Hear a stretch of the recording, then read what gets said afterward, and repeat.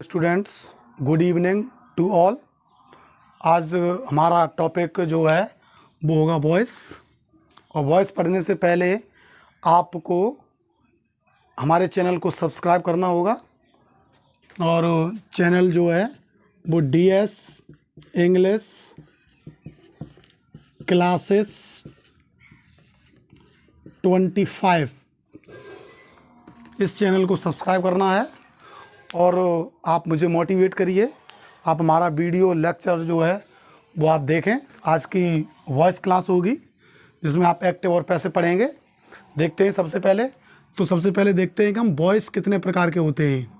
Voice जो है वो आपके दो प्रकार के होते हैं। नंबर 1 जो है वो आपका एक्टिव और नंबर 2 जो है वो है आपका पैसिव। एक्टिव मीन्स होता है सक्रिय और पैसिव मीन्स होता है निष्क्रिय। एक्टिव वॉइस में सबसे पहले तो हम आपको बता दें कि इसमें सब्जेक्ट जो है वो आपका मेन होता है। सब्जेक्ट का मुख्य कार्य होता है एक्टिव में, और पैसिव में मुख्य कार्य होता है आपका ऑब्जेक्ट का। ऑब्जेक्ट मीन्स होता है, देखिए, सब्जेक्ट मीन्स होता है कर्ता, इसमें कर्ता प्रधान होता है। और इसमें ऑब्जेक्ट मीन्स होता है कर्म, इसमें कर्म प्रधान होता है। एक्टिव से पैसिव वॉइस कितने टेंसों की बनाई जाती है ये हम आपको बताएंगे। एक्टिव से पैसिव वॉइस जो है, active change into passive voice कितने टेंस की बनाई जाती है ये हम आपको बताएंगे। एक्टिव से पैसिव वॉइस जो है वो निम्नलिखित 8 टेंस की बनाई जाती है। कितने टेंस की बेटा? 8 टेंस की।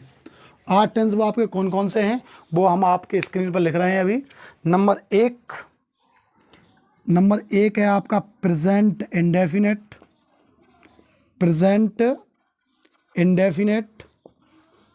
नंबर 2 है आपका प्रेजेंट कंटिन्यूअस।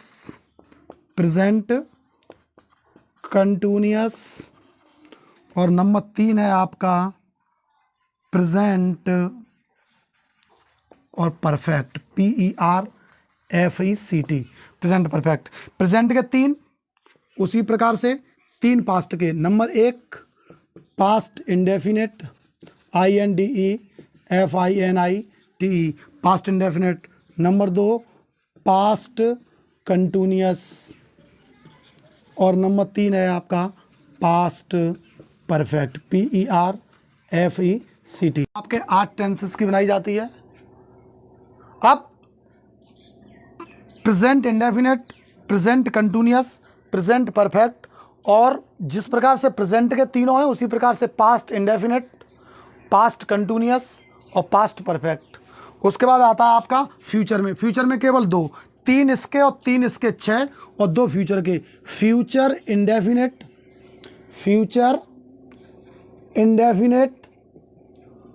और इंडेफिनेट के बाद आता है ये कंटिन्यूअस से एक छोड़ के, और एक फ्यूचर परफेक्ट, फ्यूचर और perfect, PERFECT, future perfect. 8 tense हो गए, 3 प्रेजेंट के, 3 पास्ट के और 2 फ्यूचर के। 3 और 3 6 और 2 8 हो गए। और आप चाहो तो इसका स्क्रीनशॉट भी ले सकते हो। ये 3 और 3 6 और 3 8 टेंस की पैसिव वॉइस बनाई जाती है। मैंने आपको बताया कि एक्टिव वॉइस में सब्जेक्ट जो है वो मेन कार्य करता है, और पैसिव वॉइस में ऑब्जेक्ट आपका मेन कार्य करेगा। और एक्टिव से पैसिव वॉइस बनाने के लिए आगे कुछ नियम है आपके, आप चाहो तो इसका स्क्रीनशॉट ले सकते हो वीडियो पुश करके, और उससे थोड़े अब आगे देखेंगे। देखिए, एक्टिव से पैसिव कैसे हम चेंज करते हैं। एक्टिव से पैसिव बहुत ही सरल तरीका है, बिल्कुल।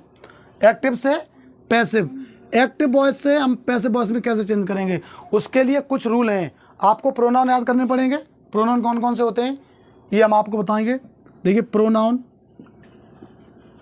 PRONOUN, प्रोनाउन मीन्स होता है सर्वनाम। सर्वनाम देखना इधर, सर्वनाम I, we, you, he, she, it और दे, ये सब सब्जेक्टिव केस हैं। और एक्टिव वॉइस में किसका काम होता है? सब्जेक्ट का। सब्जेक्ट का कार्य होगा मुख्य। और पैसिव में किसका काम होगा? ऑब्जेक्ट का। तो पैसिव में देखिए, आई का होता है मी, वी का होता है अस, यू का होता है यू, ही का होता है हिम, सी का होता है हर, इट का होता है इट और दे का होता है देम, THEM, देम। ये होते हैं। किसी का नाम है, अगर नाउन है तो हमें नाउन को चेंज नहीं करना है। जैसे नाम है अमित, अमित चेंज नहीं करेंगे, अमित का अमित ही रहेगा। नाउन में कोई चेंजिंग नहीं करेंगे, केवल प्रोनाउन देखेंगे। और जब भी एक्टिव से पैसिव में आप इन्हें लिखेंगे तो हमेशा बाई के रूप में लिखेंगे। एक नियम, किसके रूप में लिखेंगे? हमेशा वाई के रूप में। अब देखिए बाई के रूप में, तो ये आप याद करने के लिए आप इसका स्क्रीनशॉट ले सकते हैं। इन्हें याद करने हैं, बहुत ज़रूरी है। अगर याद नहीं होगा तो पैसिव वॉइस करने में थोड़ी परेशानी आएगी। आई का मी, वी का अस, यू का यू, ही का हिम, सी का हर, इट का इट और दे का देम। किसी का नाम है तो उसे हम चेंज नहीं करेंगे। आगे देखिए, अब क्या करेंगे हम पैसिव वॉइस बनाने के लिए? अब मुझे देखना है कि टेंस जो मैंने आपको बताए थे कि निम्नलिखित 8 टेंस की पैसिव वॉइस बनाई जाती है। उसमें सबसे पहला आता है आपका प्रेजेंट इंडेफिनिट। सबसे पहला है आपका, जो मैंने 8 टेंस बताए थे उसमें सबसे फर्स्ट है आपका प्रेजेंट और इंडेफिनिट। INDEFINITE, प्रेजेंट इंडेफिनिट है आपका। प्रेजेंट इंडेफिनिट का सबसे पहले हम देखेंगे एक्टिव। एक्टिव में मैंने आपको क्या बताया था कि एक्टिव में सबसे पहले होता है आपका सब्जेक्ट, मुख्य कार्य होता है सब्जेक्ट का। और उसके बाद देखेंगे आप पैसिव। एक्टिव का फॉर्मूला क्या है? आपने अगर टेंस पढ़े होंगे तो आपको पता होगा प्रेजेंट इंडेफिनिट का। देखिए, प्रेजेंट इंडेफिनिट में सबसे पहले होता है आपका सब्जेक्ट प्लस अफर्मेटिव की बात कर रहे हैं। प्रत्येक टेंस की 3 कंडीशन होती हैं। Affirmative, AFFIRMATIV, affirmative. दूसरी होती है आपकी नेगेटिव और तीसरी होती है इंटरोगेटिव। तो सबसे पहली अफर्मेटिव है आपकी। अफर्मेटिव में सबसे पहले सब्जेक्ट, उसके बाद वर्ब की फर्स्ट फॉर्म में एस अथवा ES प्लस क्या लगाएंगे? Object plus full stop. ये तो रहा आपका एक्टिव वॉइस। एक्टिव वॉइस में सब्जेक्ट का मुख्य कार्य होता है, इसलिए सब्जेक्ट। और पैसिव वॉइस बनाने के लिए, तो एक्टिव से पैसिव वॉइस बनाने के लिए केवल 2 चीज़ आनी चाहिए आपको। एक्टिव के सब्जेक्ट पर काफ़ी गौर करनी चाहिए। और पैसिव बनाएंगे तो ऑब्जेक्ट को सबसे इधर लेके आएंगे और सब्जेक्ट को उधर पहुंचा देंगे। तो हम लिखेंगे सबसे पहले ऑब्जेक्ट प्लस। प्रेजेंट इंडेफिनिट में है तो प्रेजेंट इंडेफिनिट में हमेशा नेक्स्ट वाली हेल्पिंग वर्ब यूज करते हैं। जैसे is are am plus is are am के बाद आपको वर्ब की थर्ड फॉर्म लगानी होगी। थर्ड फॉर्म के बाद आपको बाई, और बाई के बाद सब्जेक्ट, और सब्जेक्ट के बाद फुल स्टॉप। समझना इधर, ये इज आर एम एक वचन होगा तो इज, बहुवचन होगा तो आर, और आई के साथ एम का प्रयोग करेंगे। वर्ब की थर्ड फॉर्म एक्टिव से पैसिव वॉइस बनाने के लिए आपको हमेशा ही वर्ब की थर्ड फॉर्म पर गौर करनी है। फर्स्ट हो कुछ भी हो, लेकिन जब आप पैसिव बनाएंगे, एक्टिव से पैसिव बनाएंगे, तो आपको वर्ब की थर्ड फॉर्म पर गौर करनी पड़ेगी। तो ये दोनों फॉर्मूले आपके सामने हैं। सबसे पहला एक्टिव का सब्जेक्ट प्लस वर्ब की फर्स्ट फॉर्म में SIS प्लस ऑब्जेक्ट, उसके बाद फुल स्टॉप। फुल स्टॉप के बाद अब हम पैसिव बना रहे हैं, तो पैसिव में मेन कार्य किसका होता है? ऑब्जेक्ट का। तो ऑब्जेक्ट सबसे पहले, उसके बाद हम देखेंगे कि ऑब्जेक्ट इधर कितना वचन बनेगा, उसी के अनुसार हेल्पिंग वर्ब के अनुसार ही हम इज आर एम का प्रयोग करेंगे। यदि ऑब्जेक्ट उधर से इधर आता है तो उसका केस चेंज हो जाता है। वो कौन से केस में पहुंच जाएगा? सब्जेक्टिव केस में। सब्जेक्टिव केस में आएगा तो सब्जेक्ट अगर एक वचन का होगा तो इज, बहुवचन का होगा तो आर, और आई के साथ एम का प्रयोग करेंगे। एक उदाहरण के जरिए समझते हैं।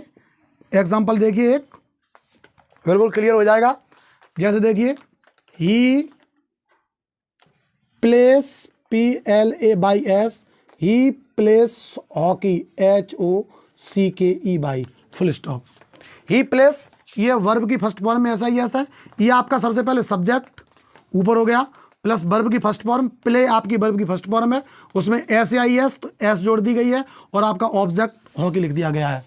अब आपको ये आना चाहिए कौन सा सब्जेक्ट है, कौन सी वर्ब है, कौन सी ऑब्जेक्ट है। तो ऑब्जेक्ट है हमारा हॉकी, तो अब हम पैसिव बनाएंगे, ये तो है आपका एक्टिव।